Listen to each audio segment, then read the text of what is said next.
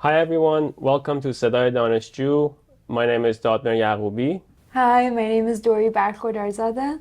Hello, my name is Ayeneh. Today we'll be talking about interviews and the different types of interviews in order to apply for graduate schools, professional schools. We're gonna go over what are the types, how they're different, and how to prepare for them. So let's start by asking what are the different types of interviews that are out there? Yeah, so I think the first two that come to my mind are traditional, and then there's MMI interviews. MMI is the multiple mini interviews, and I'm sure you guys have some familiarity with it because MMI is present in the med school applications. Some schools do it, not all schools do it. I know that it's also part of dental schools, PA schools, pharmacy, and nursing as well. And yeah, so it's going to come up a lot whether you're applying, depends on the school. So also knowing that in advance also really helps. That's very interesting. So would you mind explaining how they're different from traditional interviews? Yeah, I think traditional interviews are more about your experiences, motivation, and the key drive towards why you're applying and sharing more personal stories. MMIs are more related to ethical scenarios, dilemmas, and sort of role playing, even to sort of assess your professionalism, the way you communicate, and also it's used to be a non-bias way of evaluating you because usually in MMI interviews there's multiple stations where you're talking to different people and for usually short periods of time. So the way you're communicating and what you're saying is that's what's being scored. It's not really one-on-one with one person and whether or not they like your personality. So it's sort of to serve that a non-biased way of evaluating you. And we can talk about it later, the pros and cons to that. But yeah.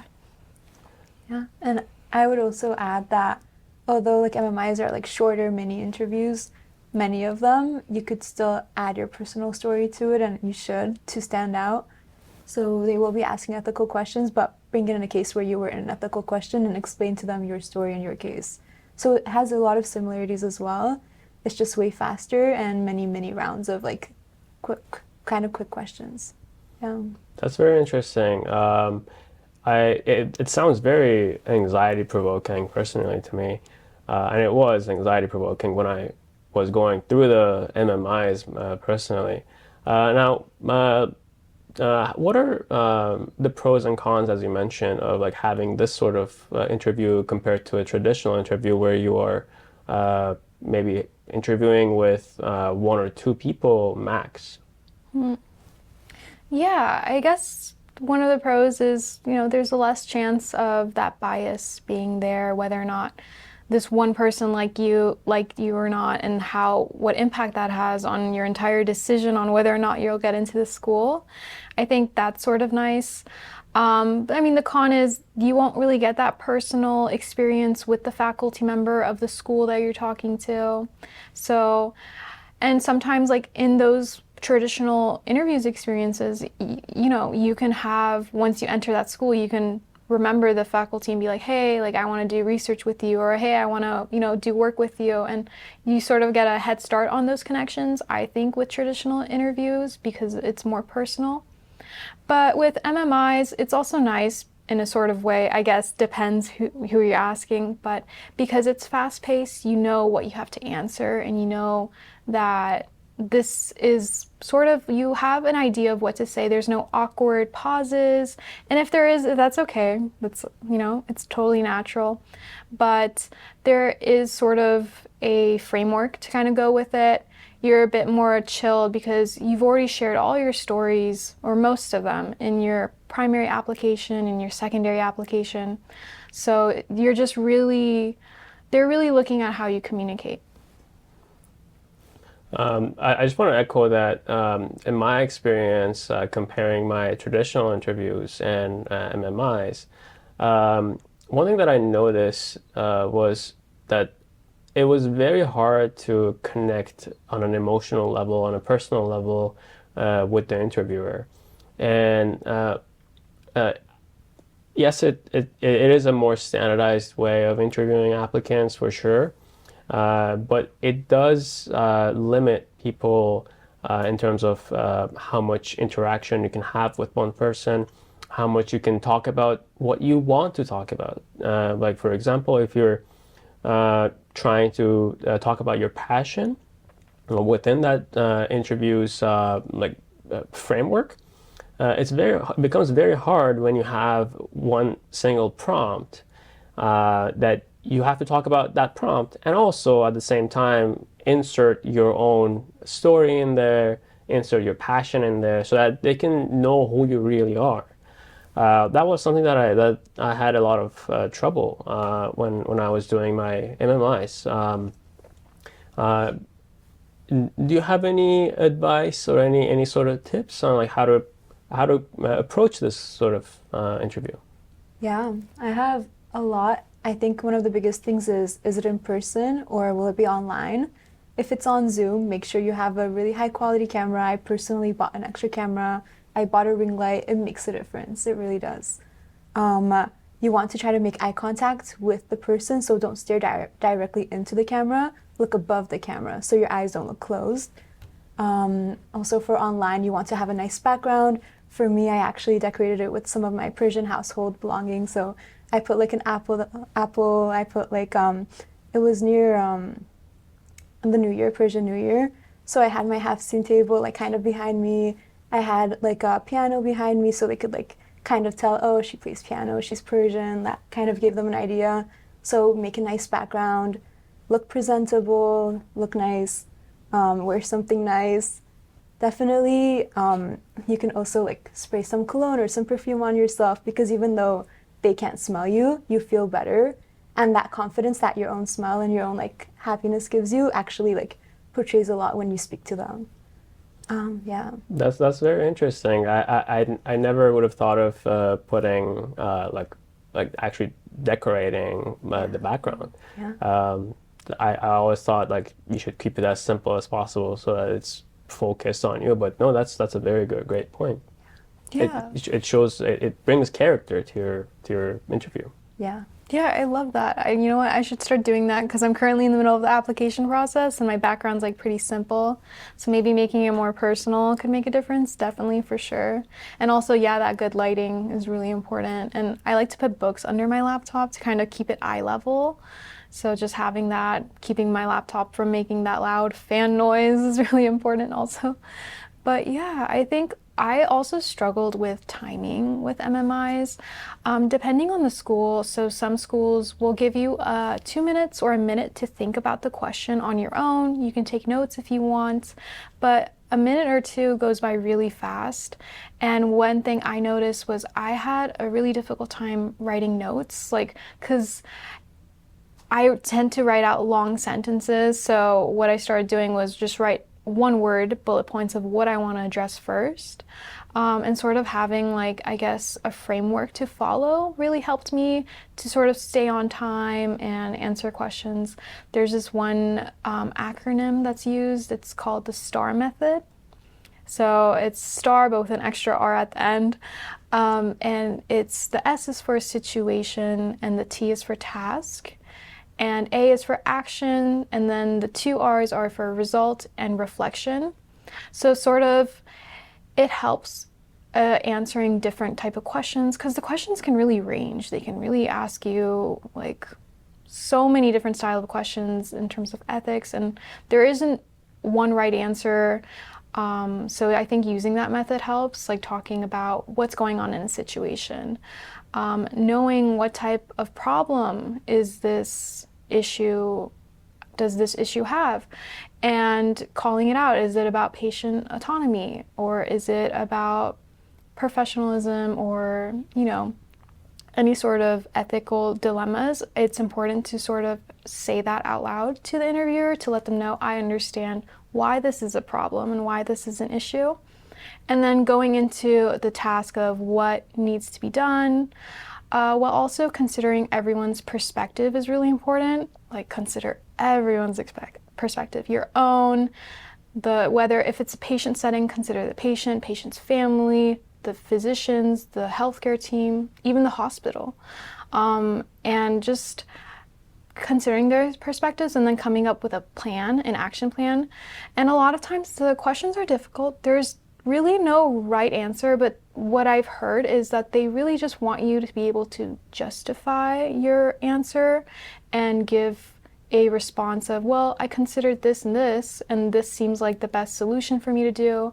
And even when you're justifying your answer, you can put some disclaimers and say, well, you know, like, for example, if there's something else going on, like hypothetically, sometimes like it's important to address beyond the question. There might be some circumstances that, for example, we don't know about this patient, and it's important to consider those factors. Sort of saying that also helps. And I know I'm talking really broadly, and that's like maybe not as helpful, but then, you know, sharing the result of what would ideally happen, and if that doesn't happen, what action would I take next? And then sort of reflecting. So it kind of goes back to what Dory said about sharing your own experiences, adding that in there to sort of make your response more personable. And I think that helps a lot. But definitely a lot of practice is really important, and record yourself. I know it's really awkward, but once you start recording yourself, listening to yourself talk and how you communicate, that really goes a long way in, you know, answering those questions, right? I know when I first started, I was really confused. I would just start rambling about different things, and I would just be talking on my own. So just practicing that over and over again really helps with timing, helps with, you know, framing the answer in a right way. So yeah, just doing that a lot really helped me. And also just having those like bullet notes points. That sounds like a lot to do in that limited amount of time. You brought up that there's a very wide range of questions that they can ask. Are there any questions that like you still remember from either the interviews or like from the practice questions that you did that might be interesting to talk about? Yeah, I can go ahead. I had some really interesting ones. One of them was an MMI in person, and right before I got to the room, they had the question, and the question was, you're a doctor on a team, and this mother wants to amputate her daughter's toes because of a viral TikTok trend that her daughter wants to participate in, and they're like a viral family, and like, what are you going to do? And to me, I'm like, what, this is so crazy. But I never thought about like, oh wait, I have to like probably call Child Protective Services because this is child abuse. So I had to like think really fast, and I remember going in and being like, I understand why they would do this, but at the same time it's very unethical. I would probably get CPS involved. So you always want to make sure you give the other perspective, like you see what it is and call out the problem, and then explain why you think it's wrong or why you think it's good or whatever it may be, but show that you know both sides and you understand like all these perspectives, and then choose your argument. Like, this is the one I'm going to choose because of X, Y, and Z. And if you can, definitely like tie in something personal in there. So be like, yeah, like my family, like we love TikTok trends, but like I would never want my younger daughter or like my sister who's like 12 years old being on a TikTok show with her toes cut off. Like that's not, yeah, it's not ethical. That really goes a long way. I had another one where it was definitely more conservative area. They were really pro-gas cars, really against electric cars, because it was a very gassy, oil-rich state. And they asked me, what do you think about Teslas? And then I had to make the argument that like, well, I think they're great, they're like more resourceful, but at the same time I had to think of the cons. Like, at the same time they have lithium batteries. What are we going to do with these batteries? They cost a lot to manufacture. Like, at the end of the day, they're still using fossil fuels to make these cars. So make sure you give both sides and then go with what you think is like your best answer, but explain both sides. Wow. Yeah. Wow. You had some really interesting questions. Wow. Yeah. I think what you said is also really important. Knowing what resources that are available to you, knowing when to call CPS, knowing like basic HIPAA laws or, you know, information like that. Like, I think Also staying in touch with current cultural events or current maybe political events as well. Like for example, in my application process, there was a lot of questions on immigrations and if ICE came to the hospital, what would you do? And just knowing laws that protect patients is really important in those scenarios, so then you can reference them. You don't have to know every single law, so don't stress about that. But I think, yeah, just having those like sort of in your mind so you can draw upon is really helpful. And I think Dory did a good job mentioning a great example of that. I had like, I guess, more common ones for MMIs. I've had like ones where you're a physician in a hospital and your coworker appears to be drunk. What do you do? How do you handle that situation? And the first thing is really trying to focus on how I answer that problem is focusing on patient safety, right? Is my coworker talking to a patient at the moment? If they are, I need to intervene right then and there. Are they walking through the halls? What's the situation?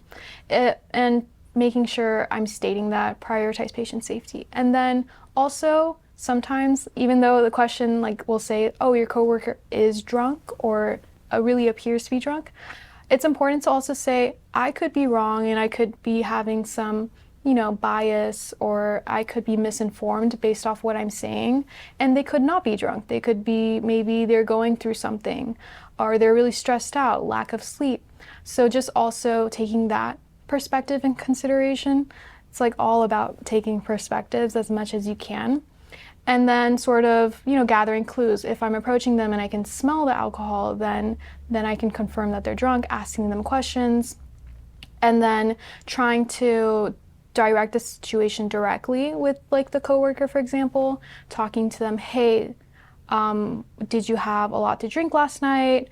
And, based off their response, let them know that that's not okay, that they need to go talk to the supervisor right now.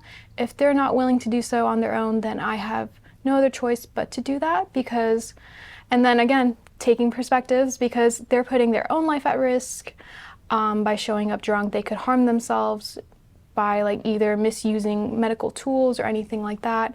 They're also putting the healthcare team at risk and misrepresenting the hospital and also the patient's life, of course. So just, again, repeating those perspectives and letting them know that if they don't want to cooperate, then you will go tell the supervisor.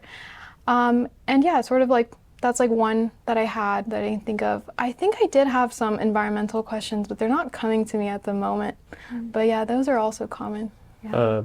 I want to echo what you mentioned about how you have to keep up with the ongoing events in the world, because my application was kind of during, like at the end of COVID, about like 2021-ish.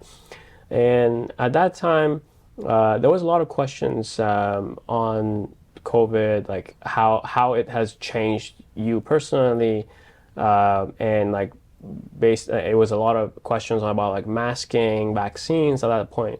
So I think it's important to emphasize that you should keep up with the at least U.S. or wherever you are events, if not the world, because if you have some examples to draw on, they'll be more meaningful when you're giving your answer. And I know we talked about preparing your background, practicing questions in front of and talking out loud and saying actually what you're going to say during the interview. Are there any questions that you have to know for sure that they'll definitely come up during these interviews or not? Yeah. I would say we almost always get a question kind of like why the school, or what are the goals of the school and how does that relate to you? And that is part of your not only like secondary apps, but it almost always comes up during MMIs. Like there's always that one booth that's like, oh, what about our school? And make sure you have that prepared. Make sure you know their values, their ideals. Make sure you understand their mission statement and the clubs and organizations they have.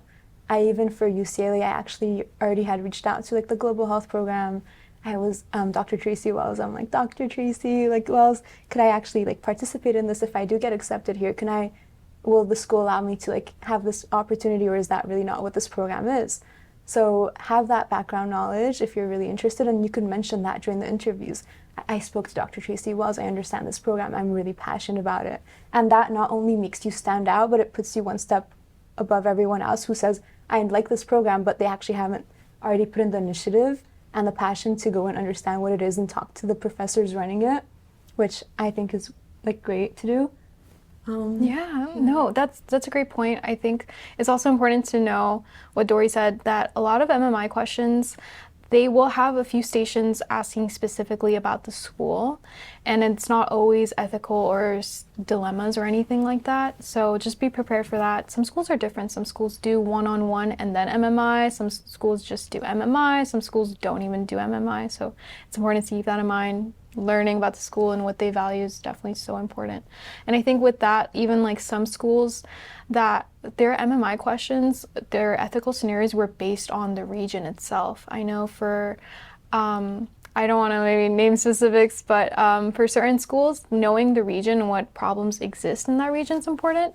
Like a vaccine hesitancy might exist in that region, for example, or there might be it might be a rural school. So knowing the factors that come into that is also really important depending on the school. Yeah, I think just making sure that the responses are personal in those and being ready. If you had to give a very brief advice on interviews or preparing for multiple mini interviews at MMIs, what would be your top advice? I would say start off with having a few stories that you know you were going to bring up, and you could relate it into different questions, stories that were meaningful to you. And those are the only things that will make you stand out. At the end of the day, everyone has a similar like story. What makes them remember you is your personal story and perspective. So have those ready before you start, and you could think about other questions, different questions you could apply them to. And then also, the first thing you should do is, if it's on Zoom, they tell you the name of the person. That's good, you have it there. If it's in person, like write it down if you know who the person is, and use their name during the interview, because that actually gets their attention more. So let's say Dr. Smith was interviewing me. Halfway through my interview, I'd be like, Dr. Smith, you understand that? Or like, you get what I mean with blah, blah, blah. Or like, Dr. Smith, you know. And just using that name suddenly draws them back to you and makes you stand out in ways that most people don't know. So that's big advice. Yeah, no, that's great. I completely agree with that. And just also introducing yourself in the beginning, kind of bouncing off that idea of saying, hello, my name is Ida. In some schools that I did the MMIs, they were kind of asking more about myself in the beginning, which I don't know if that's really part of their rubric or not, but just introducing yourself, remembering to say goodbye, and keeping that professionalism there is really important, and that goes a long way. I also think definitely practice, record yourself. The University of Washington has a really good website with a bunch of different MMI style questions that are there for free. So I think looking at those is really helpful. They have a lot of different situations and scenarios. Having an idea of what you would say in terms of like patient autonomy or like I guess more political or environmental issues, why the school, having those sort of ready in mind helps. YouTube videos also helped me a lot. I just Googled MMI questions on, like, for example, patient is a Jehovah's Witness and they're refusing blood transfusion, how to answer that. And watching those YouTube videos really help. Sort of hearing it out loud and watching the other person's body language really gets a good idea of what to expect. Yeah.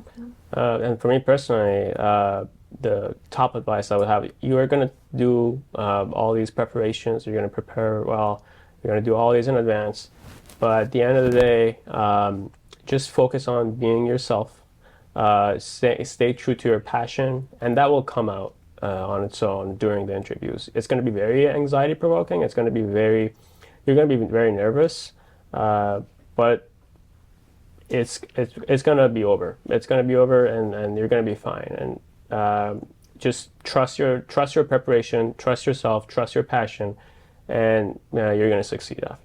Yeah. And Thank you very much. I think we learned a lot about interviews, MMIs, different questions, and we also got some very valuable tips on and advice on how to prepare for them. This is Dr. Yahubi, and this is Sedaye Daneshjoo.